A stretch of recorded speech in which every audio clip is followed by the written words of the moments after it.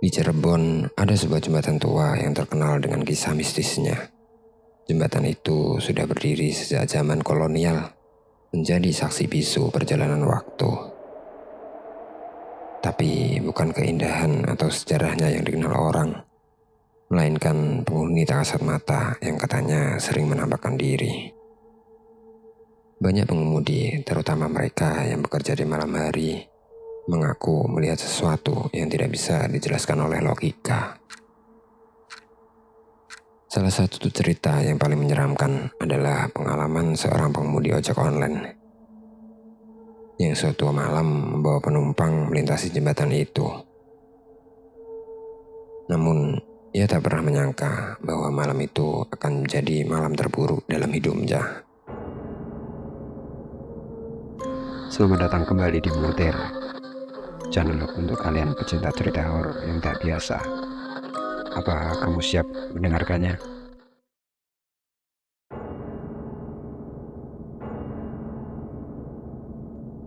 Jembatan tua ini tidak sekedar tempat melintas. Ada sesuatu di sana, sesuatu yang tidak ingin diganggu. Konon sosok seorang wanita dengan baju merah sering terlihat berdiri di tepi jembatan.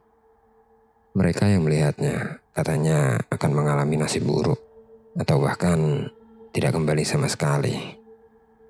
Tapi apakah semua ini hanya mitos? Atau ada sesuatu yang jauh lebih menyeramkan menunggu di balik cerita ini? Apa yang sebenarnya terjadi pada pengemudi ini?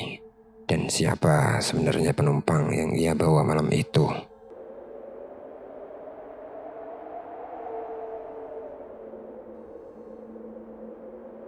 Rizky ada seorang pengemudi ojek online yang sudah bekerja selama lebih dari 2 tahun. Sebagai kepala keluarga, ia sering mengambil shift malam demi menambah penghasilan. Rizky tahu bahwa bekerja malam memiliki tantangan tersendiri. Mulai dari jalanan yang sepi hingga penumpang yang aneh-aneh. Tapi malam itu, ia tidak menyangka bahwa tantangannya akan jauh di luar dugaan. Hari itu adalah malam yang biasa. Rizky sedang beristirahat di sebuah warung kopi kecil di dekat pusat kota ketika pesan masuk ke aplikasinya. Seorang penumpang memesan perjalanan ke sebuah desa kecil yang berada di luar kota. Rutenya sendiri melewati jembatan tua yang sudah terkenal angker di kalangan warga setempat. Tapi Rizky tidak percaya dengan tahayul. Baginya pekerjaan adalah pekerjaan. Dengan semangat, Rizky segera menuju lokasi penjemputan. Penumpangnya adalah seorang perempuan muda, mengenakan baju merah terang dan membawa tas kecil. Perempuan itu hanya tersenyum tipis saat Rizky menyapanya. Ia tidak banyak bicara, hanya menunjukkan arah dengan gerakan tangannya. Saat mereka mulai melintasi jalanan sepi, Rizky merasa ada sesuatu yang aneh. Perempuan itu duduk terlalu diam di belakang, bahkan tidak bersandar seperti penumpang pada umumnya. Ketika Rizky mencoba mengajak ngobrol, hanya keheningan yang ia dapatkan sebagai balasannya. Tapi ada satu hal yang membuat bulu kuduk Rizky berdiri.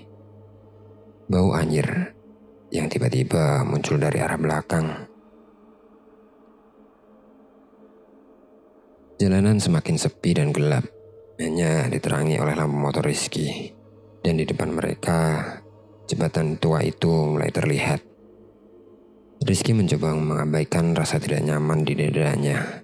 Namun, ia merasa ada mata yang mengawasi dari kegelapan malam itu. Saat motornya melintasi jembatan, tiba-tiba mesin motor tersendat.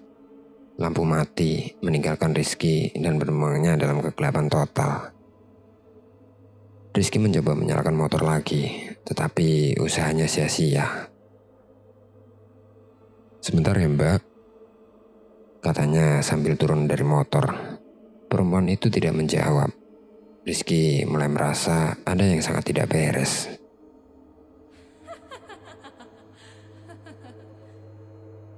Ketika Rizky menoleh ke belakang untuk memastikan penumpangnya baik-baik saja, ia terkejut. Perempuan itu sudah tidak ada di tempatnya. Rizky mulai panik, berusaha mencari penumpangnya. Tapi di ujung jembatan, ia melihat sosok perempuan yang sama sedang berdiri membelakanginya. Rambutnya panjang terurai dan bajunya yang merah mencolok. Terlihat seperti menyala dalam kegelapan. Ketika Rizky mendekat, sosok itu berbalik perlahan dan wajahnya tidak seperti manusia. Matanya hitam pekat dan senyum lebar yang memperlihatkan gigi-giginya yang tajam. Rizky berlari kembali ke motornya. Ia mencoba menyalakan mesin dengan gemetar.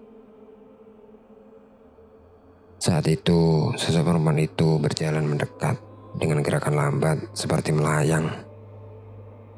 Bau anyir terasa semakin kuat dan Rizky merasa dadanya terasa sesak.